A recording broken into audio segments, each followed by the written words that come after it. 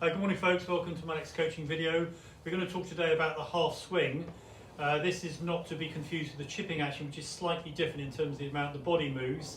We're just talking about the control area of the golf swing. When we swing the club into a full swing back and through, particularly the follow through, we're not really sure where we were through the hitting area because the finish of the swing doesn't really give us any clue to that.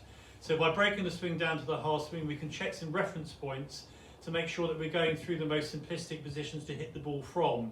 So we'll start with down the line view, and we're going to take the club just halfway back. And at this point here, imagine you're standing against a wall. In fact, you can do this at home.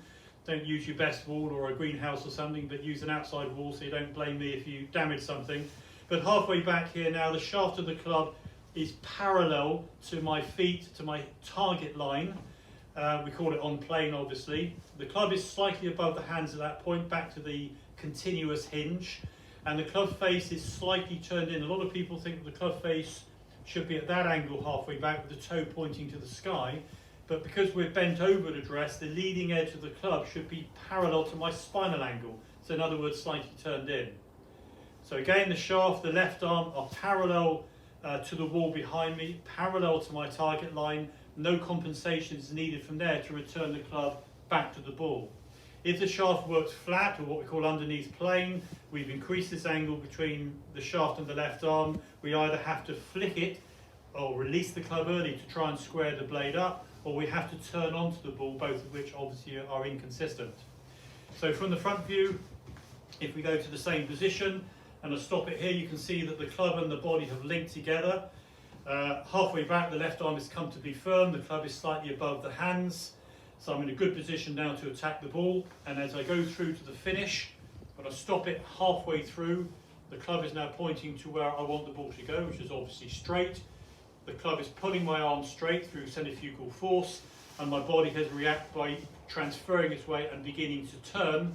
So this is a halfway through position. Now if we get it right both sides, the full swing is just an elongation of that, and it basically works on its own momentum, the gravity, the momentum, centrifugal force, and so on. So once we get the position right through here, then the full swing is just a continuation of that. So half swing is a really good exercise to do. Most faults that we see originate within this area here, and then of course as it goes further it exacerbates it. So if we're right from halfway back to halfway through, we've got a pretty good chance then of the full swing continuing on that same vein.